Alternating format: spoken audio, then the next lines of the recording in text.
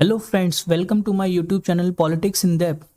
So today we are going to discuss next topic of class 12 Political Science chapter Challenges of Nation Building. So पिछली video में हम लोगों ने इस chapter के इंट्रोडक्शन के बारे में डिस्कस किया था. We discuss the different challenges in front of India during the nation building just after the independence of our nation. So पिछली क्लास में हमने इन सब चीज़ों के बारे में डिस्कस किया था. वो मेरी पहली वीडियो थी और उस वीडियो को आप लोगों ने बहुत ही प्यार दिया है. I want to thank all of you from my heart and I hope you will continue your support to me in future also. So चलिए शुरुआत करते हैं आज के वीडियो की. सो इससे पहले हम वीडियो की शुरुआत करें, मैं क्विकली जो है आपको रिवाइज करा देना चाहता हूं कि कौन कौन सी जो टॉपिक्स थे हमने अपनी पिछली वीडियो में डिस्कस किए थे. तो पिछली वीडियो में हमने डिस्कस किया था कि इंडिया को जो इंडिपेंडेंस मिली थी 15 अगस्त 1947 को, तो उसके बाद जस्ट आफ्टर द इंडिपेंडेंस हमारे सामने 3 मेजर चैलेंजेस थे. कौन कौन से? The first challenge was to shape a nation, है ना. India was divided and after the partition जो था काफ़ी ज़्यादा कॉम्प्लिकेटेड सिचुएशन क्रिएट हो गई थी इंडिया के लिए, और उस सिचुएशन में हमें नेशन को बिल्ड करना था. और साथ ही साथ 565 प्रिंसली स्टेट्स अलग से थे. और उसके बाद कई सारी जो कम्युनल वायलेंस भी उस टाइम हम देख रहे थे बिकॉज ऑफ द पार्टीशन के बाद जो कम्युनल टेंशन है between the Hindu and Muslims वो भी हमें देखने के लिए मिला. सो इन सब सिचुएशन में इंडिया को जो था वो नेशन को शेप करना था. So this was the first major and immediate challenge in front of India. उसके बाद वी डिस्कस कि we have to establish democracy in our country. So हम लोग कैसे डेमोक्रेसी को स्टैब्लिश करेंगे, जिसके लिए हमने we establish the Election Commission of India. And do you know that कि who was the first election commissioner of India? Chief election commissioner of India. Very important because as a MCQ ये question आपका board exam में आ सकता है. So Sukumar Sen was the first chief election commissioner of our country. So basically election commission का establishment होता है और जो है डेमोक्रेटिक इंस्टीट्यूशंस जो है वो सेटअप किए जाते हैं और उसके बाद इलेक्शंस को कंडक्ट कराया जाता है, जिसके बारे में हम लोग आगे डिस्कस करेंगे आगे फर्दर चैप्टर्स में. तो ये हमारे सामने एक सेकंड मेजर चैलेंज था. उसके बाद थर्ड चैलेंज क्या था कि how we will ensure the development of our nation. जो ये 3 मेजर चैलेंजेस थे just after the partition of India, independence of our country. So चलिए आगे वीडियो की शुरुआत करते हैं और आगे हम नेक्स्ट टॉपिक को जो है डिस्कस करते हैं इस चैप्टर के. Okay, so now we are going to discuss partition of our nation, है ना. And we also discuss basically in our previous video we discussed about the causes, factors which mainly responsible for the partition of our country. So now we are going to discuss the consequences of partition. तो partition के क्या क्या जो consequences थे वो हमें देखने के लिए मिले, और पार्टीशन के बाद जो और दूसरी क्या चैलेंजेस थे हमारे सामने उनको भी हम लोग जो है वो डिस्कस करने जा रहे हैं. एज यू नो कि ऑन 15 अगस्त 1947 को इंडिया को जो है वो आज़ादी मिलती है. और ये आज़ादी कैसे मिलती है? With the partition of this country, है ना. इंडिया एंड पाकिस्तान 2 अलग अलग देश बनते हैं, ठीक है. And because of the partition, this partition was not simple partition, ठीक है. अगर हम बात करें तो पार्टीशन तो हमने बहुत देखे हैं, कई देशों के देखे हैं, लेकिन ये पार्टीशन अपने आप में एक हम कह सकते हैं एक अनोखा पार्टीशन था. काफ़ी सैड पार्टीशन था. वाई?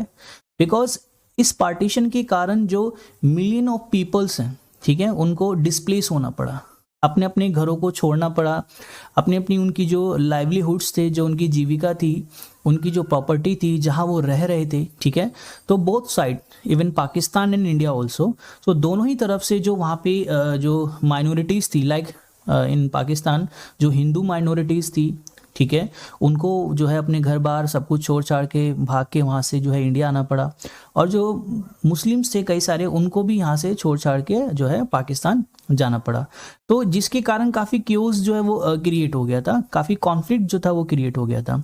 और इस पार्टीशन के कारण जो है काफ़ी लोगों को अपनी जान भी जो है गंवानी पड़ी थी. Why? Because of the communal violence, ठीक है. मैं आपको एक एग्जांपल देना चाहूँगा कि because the partition of India was on the based of religious majority, on the behalf of religion, है ना, रिलीजन के आधार पे, जिसकी शुरुआत जो है वो टू नेशन थ्योरी से होती है, which given by the Mohammad Ali Jinnah, जो आगे चल के एक कम्युनल कॉन्फ्लिक्ट में क्रिएट हो जाती है, ठीक है। और वो communal conflict between Hindu and Muslims होता है, जिसके कारण जो है हमें बहुत सारे सीरियस चैलेंज जो है वो फेस करने पड़ते हैं, लाखों लोगों को अपनी जो जान से हाथ धोना पड़ता है, ठीक है। तो ये एक मेजर चैलेंज था, एक मेजर कॉन्सिक्वेंसेस था पार्टीशन का। आप देखो बेसिकली जो पार्टीशन था वो भी अपने आप में एक अनोखा था। कैसे अनोखा था? बिकॉज इंडिया का जो मैप है, अगर मैं आपको इंडिया का मैप दिखाऊं उस टाइम की सिचुएशन को डिस्कस करने के लिए, तो अगर आप इंडिया के मैप को ध्यान से देखें तो ये वाला जो रीजन है ना, ये आपका नॉर्थ वेस्ट वाला जो रीजन है आपका, ये नॉर्थ वेस्ट रीजन, जिसको हम नॉर्थ वेस्टर्न फ्रंटियर प्रोविनेंस भी कहते हैं, ठीक है। तो ये वाला जो रीजन था, यहाँ पे बेसिकली मुस्लिम मेजोरिटी थी। यहाँ पे कैसी ये थी? मुस्लिम मेजोरिटी, ठीक है। फिर उसके बाद इधर आ जाओ, इंडिया का जो ये ईस्टर्न पार्ट था, ठीक है, मैं जो ये ड्रॉ कर रहा हूँ, ये ईस्टर्न पार्ट, बेसिकली यहाँ पे जो पॉपुलेशन थी वो भी मुस्लिम प्लस हिंदू, ठीक है, पॉपुलेशन थी। अब basically according to the India's independence act हुआ क्या कि जो देश का बंटवारा होना था वो रिलीजियस मेजोरिटी के बेस पे होना था, रिलीजियस पॉपुलेशन के बेस पे होना था, और जिसके कारण जो ये नॉर्थ वेस्टर्न फ्रंटियर वाला जो रीजन था, यहाँ पे मुस्लिम मेजोरिटी थी। बट इसके साथ साथ ये जो आप रीजन देख रहे हो, ठीक है, पंजाब, ठीक है, इसका भी जो है वो पार्टीशन हुआ, क्योंकि पंजाब में भी जो पॉपुलेशन है वो हमें 50-50 देखने के लिए मिली। जो आपका वेस्टर्न साइड का पंजाब था in present time in Pakistan right now, ये पाकिस्तान का हिस्सा है, और जो ईस्टर्न पंजाब आप देख रहे हैं ये हमारा प्रेजेंट टाइम में इंडिया में शामिल है, ठीक है। तो इस तरीके से पंजाब का जो है पार्टीशन हुआ on the behalf of religion. Then उसके बाद जो दूसरा मेजर प्रॉब्लम थी वो बंगाल के साथ थी। वो प्रॉब्लम थी कि यहाँ भी जो मुस्लिम यहाँ भी जो पॉपुलेशन थी वो डिवाइडेड थी between the Hindu and Muslim. तो जो वैसा रीजन बंगाल का जहाँ पे मुस्लिम मेजोरिटी थी वो कहलाया आपका east Pakistan, right, east Pakistan. और जो आपका वेस्टर्न रीजन था बंगाल का वो प्रेजेंट टाइम में हमारा क्या है? वेस्ट बंगाल। तो इस तरीके से देखा हमने कि जो पार्टीशन इंडिया का हुआ तो उसके कारण कैसे जो है बंगाल और पंजाब का जो है वो हमें डिवीजन देखने के लिए मिला, और इस पार्टीशन के कारण लाखों लोगों को अपना घर बार प्रॉपर्टी, जहाँ वो बचपन से रह रहे थे, जहाँ पे उनकी बिजनेस था, जहाँ पे उनका प्रोफेशन था, जो भी वो जॉब काम वगैरह वो कर रहे थे, वो सब उन्हें छोड़ छाड़ के जो है जाना पड़ा, और वो अपने ही देश में कह सकते हो अपने ही घर में वो एक अजनबी के तौर पे हो गए। और हद तो तब तक थी, अगर आप एनसीईआरटी की जो ये चैप्टर उसको आप पढ़ेंगे तो उसमें पता लगेगा कि बहुत सारे लोगों को ये तक नहीं पता था in the morning of independence कि भाई वो इंडिया में है या पाकिस्तान में। Like those population who are living border just near the border of Pakistan and India, so उनको ये तक नहीं पता था कि भाई हम इंडिया में हैं या पाकिस्तान में है। तो साथ ही साथ कम्युनल वायलेंस भी जो है वो बहुत ज़्यादा देखने के लिए हमें मिल रहा था। मैं आपको एक एग्जांपल देना चाहूँगा, एक मूवी आई थी गदर, हालांकि जो है उस मूवी में जो है आपने देखा होगा कि किस तरीके से पार्टीशन के कारण जो दो आपके रिलीजन थे उनके बीच में कम्युनल वायलेंस हमें देखने के लिए मिला। तो बिल्कुल ठीक वैसी सिचुएशन हमारे सामने उस टाइम में क्रिएट हो गई थी बिकॉज ऑफ द पार्टीशन, और ये जो प्रॉब्लम थी वो कम्युनल वायलेंस में कन्वर्ट हो गई, जिसकी कारण काफ़ी लोगों को अपनी जान से, अपने घर प्रॉपर्टी से हाथ धोना पड़ा। उसके बाद now we are going to discuss, you know very well कि इंडिया का जो पार्टीशन हुआ वो किसके बेस पे हुआ? टू नेशन थ्योरी के बेस पे हुआ। एंड टू नेशन थ्योरी किसने दी? टू नेशन थ्योरी जो है वो मोहम्मद अली जिन्ना जो मुस्लिम लीग के लीडर थे उन्होंने दी। बट ऐसा नहीं था कि बाकी जो अदर मुस्लिम लीडर्स थे, मोहम्मद अली जिन्ना के अलावा भी मुस्लिम लीडर्स थे इंडिया में, इंडियन नेशनल कांग्रेस में, जो उनकी टू नेशन थ्योरी को सपोर्ट नहीं करते थे। And the most important Muslim leader was Khan Abdul Ghaffar Khan.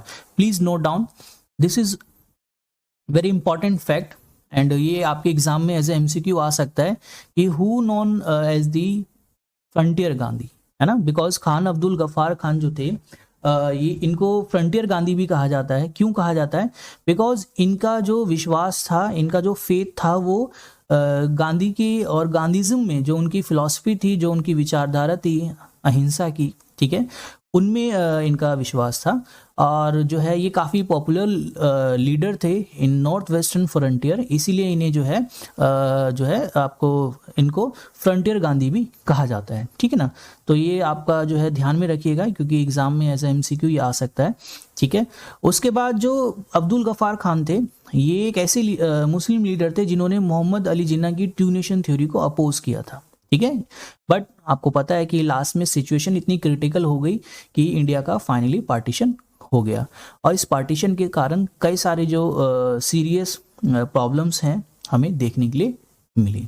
और इस पार्टीशन में ना सिर्फ जो है देशों का बंटवारा हुआ, बल्कि दिलों का भी आपस में बंटवारा हो गया। चलो, so now we are going to discuss the consequences of partition, ठीक है। सो कॉन्सिक्वेंसेस ऑफ पार्टीशन मीन्स कि आफ्टर पार्टीशन को हमने डिस्कस करा कि कैसे पार्टीशन हुआ, क्या क्या फैक्टर्स रिस्पॉन्सिबल थे। अब उसके बाद हम लोग देखने जा रहे हैं कि कॉन्सिक्वेंसेस क्या थे पार्टीशन के, ठीक है। देखो, सबसे मोस्ट इंपॉर्टेंट कॉन्सिक्वेंसेस क्या था कि यू नो वेरी वेल कि पार्टीशन के कारण जो प्रॉब्लम थी वो किस में कन्वर्ट हो गई थी, between the Hindu Muslim rights, ठीक है। दंगे भड़क उठे थे बहुत भयंकर तरीके से हिंदू मुस्लिम्स के बीच में, और लोग एक दूसरे के जान के प्यासे थे। जैसे कि मैंने आपको गदर मूवी का एग्जाम्पल दिया, अगर मुस्लिम्स को हिंदू दिख रहे हैं, अगर वो उस एरिया में रीजन में जा रहे हैं तो वो उन्हें मार रहे हैं, और हिंदू को अगर मुस्लिम्स देख रहे हैं तो वो उन्हें मार रहे हैं। तो इस तरीके की जो सिचुएशन थी, आप इमेजिन कर सकते हो कितना ही मतलब बुरा जो समय रहा होगा उस टाइम में। अब इसके कारण क्या हुआ कि बिकॉज जो ये पार्टीशन था, पार्टीशन वाज अनप्लान्ड। ऐसा नहीं था कि पार्टीशन कोई प्लान करके इसके लिए एक प्रॉपर प्लानिंग की गई थी। और इसके कारण क्या हुआ, क्योंकि इंडिया की पॉपुलेशन भी उस टाइम में काफ़ी थी, लगभग 35 करोड़ के आसपास, ठीक है। 35 करोड़ के आसपास उस टाइम पॉपुलेशन थी। इतनी पॉपुलेशन तो आज की डेट में अगर हम देखें तो वो अमेरिका की है इन प्रेजेंट टाइम 2025। तो मैंने आपको बोला था कि उस टाइम में भी काफ़ी पॉपुलेशन थी इंडिया की। तो इतनी बड़ी जो पॉपुलेशन है ना, वो बिल्कुल प्रभावित होगी, इफेक्ट होगी बिकॉज ऑफ द पार्टीशन। अब because the partition was unplanned, है ना, पार्टीशन जो क्या था वो अनप्लान्ड था, जिसके कारण जो है लोगों को अपना घर बार, ठीक है, अपनी प्रॉपर्टी सब कुछ छोड़ के जो है वो ट्रांसफर करना पड़ा एक जगह से दूसरी जगह। और इसीलिए ये ह्यूमन हिस्ट्री में अब तक का सबसे बड़ा, इसको हम ट्रांसफर ऑफ पॉपुलेशन भी कहते हैं, ठीक है ना, बिकॉज कि काफ़ी लोगों को अपना घर बार जो है वो छोड़ के इंडिया से पाकिस्तान और पाकिस्तान से जाना पड़ा। क्यों? क्योंकि ये जो पार्टीशन था ये प्लान नहीं था, ये अनप्लान्ड था, ठीक है। उसके बाद माइनॉरिटीज, ठीक है, minorities on both side of the border fled their home and secured temper shelter in refugees camps. अब because of the partition communal violence create हो गया था, लोग एक दूसरे को जान से मार रहे थे। अब जो लोग कहीं पे मतलब रह रहे हैं, बरसों से रह रहे हैं वहाँ पे, जो उनका घर है, अचानक से उन्हें छोड़ के किसी दूसरे देश जाना पड़े, किसी दूसरी जगह जाना पड़े, और ऐसी सिचुएशन में, ऐसी क्रिटिकल सिचुएशन में, तो यू कैन इमेजिन कि उनकी जो लाइफ है वो किस तरीके से सफ़र की होगी। जैसे कि एक और मूवी का अगर मैं आपको एग्जाम्पल दूँ तो भाग मिल्खा सिंह भाग एक मूवी है जो मैंने देखी थी, अगर आपको कभी मौका लगे तो देखना। तो उसमें ये दिखाया गया है कि कैसे जो मिल्खा सिंह थे वो भाग के जो है पाकिस्तान से इंडिया आए, और किस तरीके से उनको और उनकी फैमिली को, जो उस टाइम में रिफ्यूजीज कैंप थे, उसमें रहना पड़ा। तो जो माइनॉरिटीज़ थी दोनों ही तरफ की, चाहे वो पाकिस्तान की हो या इंडिया की, उनके लिए तो ये सिचुएशन और भी ज़्यादा क्रिटिकल हो गई थी, और भी ज़्यादा उनके लिए प्रॉब्लमेटिक थी। तो लोगों को शेल्टर होम में रहना पड़ा, रिफ्यूजीज कैंप में उनको रहना पड़ा, और रिफ्यूजीज कैंप की जो कंडीशंस थी वो काफ़ी ज़्यादा पुअर थी। ओके, उसके बाद next, because of the partition, because of the communal violence, जो वुमेन्स थी वो इस सबसे ज़्यादा जो वुमेन्स थे, ठीक है, और साथ ही साथ जो बच्चे थे उनको बहुत ज़्यादा नेगेटिव इम्पैक्ट जो है वो पड़ा, ठीक है। जान से मार दिया गया, उनका रेप कर दिया गया, फोर्सफुली जो है लोगों को उनका रिलीजन जो है वो कन्वर्ट कराया गया, ठीक है, और लोगों ने फोर्सफुली डर के कारण अपना रिलीजन कन्वर्ट भी करा अपनी लाइफ को बचाने के लिए, ठीक है। सो वुमेन्स के साथ जो है काफ़ी ट्रेजेडी जो है पार्टीशन के कारण, कम्युनल वायलेंस के कारण हमें देखने के लिए मिली। उसके बाद फिर जो पॉलिटिकल एंड एडमिनिस्ट्रेटिव मशीनरी थी, है ना, मैं बात कर रहा हूँ गवर्नमेंट की, तो दोनों ही साइड की गवर्नमेंट जो थी वो फेल्ड हो गई थी, ठीक है, इस सिचुएशन को फेस करने के लिए। उसके बाद जो नेक्स्ट कॉन्सिक्वेंसेस था कि बिकॉज ऑफ द पार्टीशन लाखों लोगों को जो है अपनी प्रॉपर्टी से हाथ धोना पड़ा, अपने घर से हाथ धोना पड़ा, और साथ ही साथ अपनी लाइफ से भी उन्हें हाथ धोना पड़ा बिकॉज ऑफ द पार्टीशन।